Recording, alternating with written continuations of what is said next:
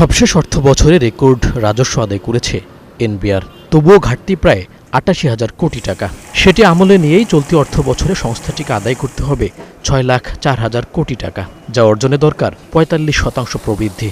অথচ গত আড়াই দশকে সংস্থাটির গড় প্রবৃদ্ধি ১৩.৫%। বর্তমানে জিডিপির অনুপাতে কর আসে মাত্র ৬.৮%। অথচ প্রায় একই পরিমাণ অর্থ অধরা থেকে যাচ্ছে কেবল ছাড় ও অব্যাহতির কারণে।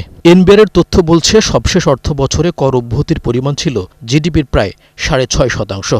যে অব্যাহতিগুলি যখন শেষ হওয়ার কথা, সেগুলোকে যাতে আর নবায়ন না করা হয়, নতুন অব্যাহতির দাবি সবসময় আসবে।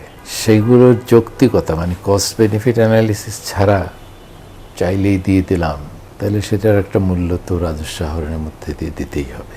যদি সত্যি সত্যি এলডিসি থেকে আমাদের গ্র্যাজুয়েশন হয়, তাহলে তো আসলে আমাদের কিছু প্রণোদনা এখন যেটা আমরা রপ্তানি পর্যায়ে দিচ্ছি, এটার থেকে আমাদের বের হয়ে আসতে হবে। এবং একই সাথে আমার কর কাঠামোতে যে বিভিন্ন ছাড়গুলো আছে, সেইগুলোকে আমরা পর্যায়ক্রমে কীভাবে তুলে আনবো, এই পরিকল্পনা কিন্তু থাকবার কথা ছিল। সংস্থাটির এক হিসাবে ২০২২-২৩ অর্থ বছরে আয়কর, মূসক ও কাস্টমস মিলে রাজস্ব ছাড়ের পরিমাণ ছিল প্রায় ৩ লাখ কোটি টাকা, যা ওই অর্থ বছরে এনবিআরের আদায়ের সমান। ফলে এমন কর ছাড় যৌক্তিকীকরণ এখন বড় চ্যালেঞ্জ। বৃহৎ অনানুষ্ঠানিক খাত, ব্যাংক, পুঁজিবাজার ও নিয়ন্ত্রক সংস্থার মধ্যে তথ্য বিনিময় ঘাটতি, সমন্বিত অটোমেশনের অভাব, পণ্য সরবরাহ ব্যবস্থা পুরোপুরি ডিজিটাইজেশন না হওয়া সহ নানা কারণে প্রত্যাশিত রাজস্ব আদায় হচ্ছে না বলে মনে করে এনবিআর।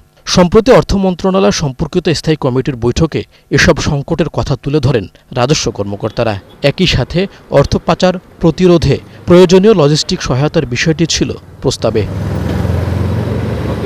এমন বাস্তবতায় মধ্যমেয়াদে কর জিডিপির অনুপাত ১০% এবং ২০৩৫ সালের মধ্যে তা ১৫% নেয়ার লক্ষ্য সরকারের, যা নিয়ে কাজ করছে এনবিআর।